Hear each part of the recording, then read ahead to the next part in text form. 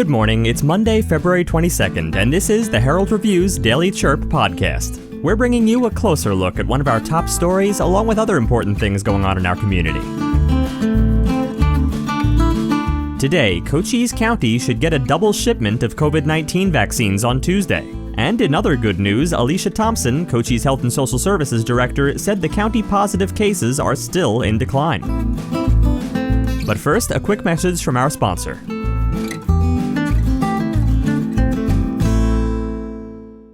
Hi everyone, I'm Sean Lawley from the Lawley Automotive Group, and we've stocked up on inventory at all of our dealerships. If you've been thinking about a new car, we've got the deal for you on a new Buick, GMC, Chevrolet, Ford, Kia, Hyundai, Honda, Nissan, Chrysler, Dodge, Jeep, and Ram. You don't have to go to Tucson or Phoenix to buy a new vehicle. We're your hometown dealer since 1995. We'll beat the big city dealers in price, and our customer service is small town dealer friendly. Come into any one of the Lawley dealerships today or shop lawleycars.com and see why nobody beats a Lawley deal. Nobody. Before we begin, some local history. Apache Nitrogen Products began in 1920 as an American manufacturer of black powder-based explosives for the mining industry. It occupies a historic location in Cochise County. The company was formed as a cooperative venture by large mines located throughout the Southwest and northern Mexico. It was led by Charles Mills, a Harvard-educated mining engineer who moved to Bisbee in 1888, where he worked for the Copper Queen mine. Today's history is brought to you by Benson Hospital. They're doing more than treating illnesses in Benson, they're building a healthier community. Benson Hospital is now collaborating with the Diaper Bank of Southern Arizona to provide diaper assistance to families in need. For more information, visit their website at bensonhospital.org. Now our feature story. Vaccination providers are going to have a busy week as they prepare to inoculate 7,400 people against COVID-19. The inclement weather interfered with vaccines being distributed to states, so unfortunately the county did not receive the expected 4,000 doses. The shipment coming Tuesday will include 7,400 doses, which includes last week's consignment, plus another 3,400 for this week, according to Alicia Thompson, Cochise Health and Social Services Director. It will go into the arms of those in Priority Phase 1B, as well as those receiving their second dose. Priority Phase 1B includes people 65 and up, law enforcement, detention and fire department personnel, education and child care workers, and those in Phase 1A who did not already get a shot. Thompson told supervisors Anna English, Peggy Judd, and Tom Crosby that people who were scheduled to receive the vaccine last week were notified and appointments were being rescheduled.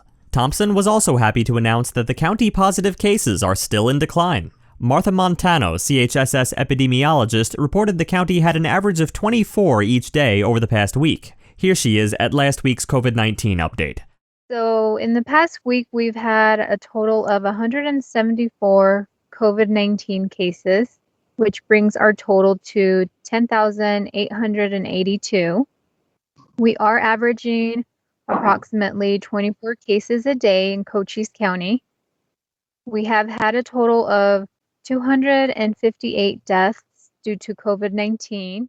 Montano also reported the main point of contact of COVID-19 was family members, friends, and coworkers. The reduced case numbers have met 2 of 3 benchmarks the state set for returning to hybrid or in-person school. So for now, Montano recommends schools continue virtual learning. And as far as our school dashboards, 2 out of the 3 benchmarks are now in the moderate transmission. So that is good news. So the school dashboards, they have 3 different benchmarks that they look at. And one of them is hospital visits. So we are down at 6.6%, which is great. It's under 10%. Our percent positivity is also down. It is at 9.8%. The only benchmark that is still considered in the substantial transmission would be the cases per 100,000. So right now it's looking like we are at 141 cases per 100,000.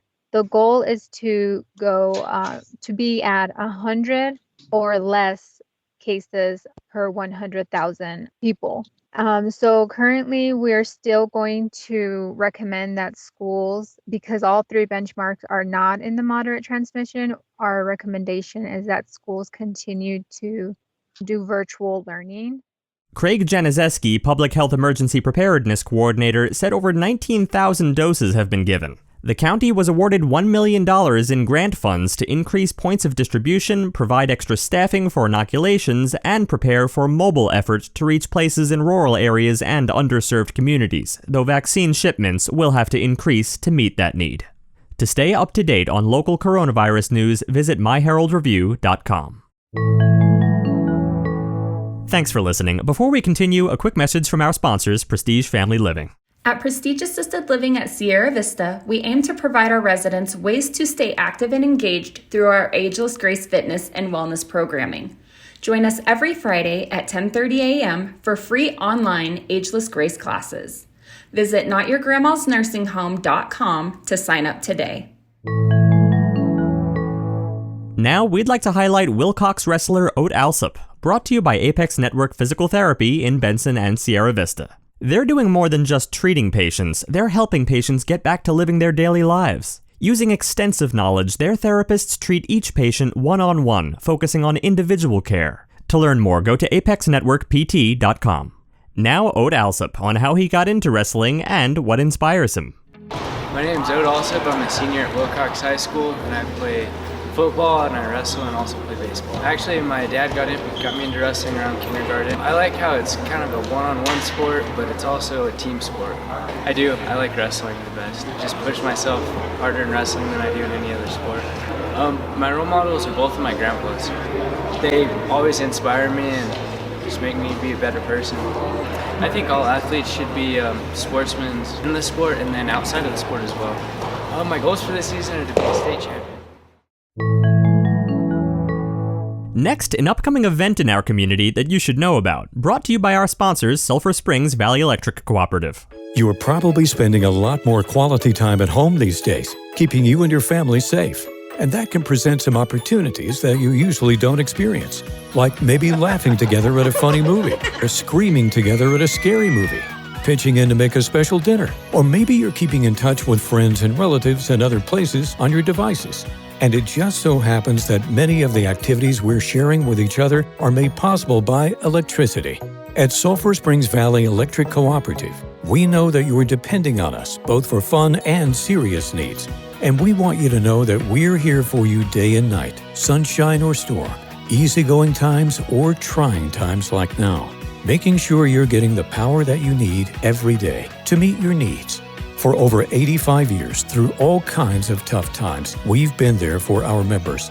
And even though you may not see us, we're here for you now. Sulphur Springs Valley Electric Cooperative, owned by those we serve. Tomorrow, the Arizona Sonora Desert Museum will be having a fun, free online event called Drawing Desert Life. The interactive class is led by Jesus Garcia and will teach you how to draw desert life. You can sign up at desertmuseum.com. The event begins at noon, so get your supplies ready.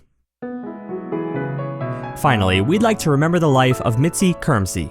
Mitzi had been plagued with cancer and kidney infection over the last 2 months. At times, it appeared she was getting better, but it turned for the worst in the last 2 weeks before she left us. To say she will be sorely missed is an understatement, but knowing she is out of pain, out of worry, and now in a perfect state is consolation. Mitzi was born in London, England during the bombing of World War II. It was a miracle Mitzi and the family managed to survive. When she reached teenage, Mitzi was a very busy girl, Girl Scouts, working in a hairdresser salon, and secretary in a driving school. But these all led to her main objective, to be a dancer. She made it, and traveled with what we call vaudeville shows as Second Banana all around the country. It ended when she met up with a U.S. Air Force sergeant. She married this new fella, and that was the beginning of her American venture. She arrived in the USA in New York on July 4th, 1962, and headed south to Wichita Falls, Texas. Then it was Colorado Springs where she received her U.S. citizenship, and finally to Phoenix. The last stop was Sierra Vista, where her husband worked at Fort Huachuca. Meanwhile, Mitzi was doing her thing. She had a dressmaking business, taught dancing, and was a member of the Fort Huachuca Area Community Board. In 1980, her husband passed away. And in 1981, at a meeting of the community board, she met the post-executive officer and a member of the board. This was the prelude to their future. His wife passed away that year, and as a board member, got to know Mitzi. One day, while talking with his friend, Sierra Vista Police Chief Reed Vance, he mentioned he was thinking of asking Mitzi for a date. Vance's remark was, "If you don't do it now, I'll do it for you." So he did, thus started their 39 years together. They married in September of 1982. Mitzi was no slouch. In between 10 world cruises, she was member and president of the Republican Women's Club, member and president of the Sierra Vista Hospital Volunteer Group, member of the Forgage House Advisory Board, and founder and director of 24 variety shows to raise over $200,000 for the Forgage House. Mitzi is survived by her husband George, her sons Brian and Kevin, her grandsons Ryan and Daniel, and great-grandson August. Thank you for taking a moment with us today to remember and celebrate Mitzi's life.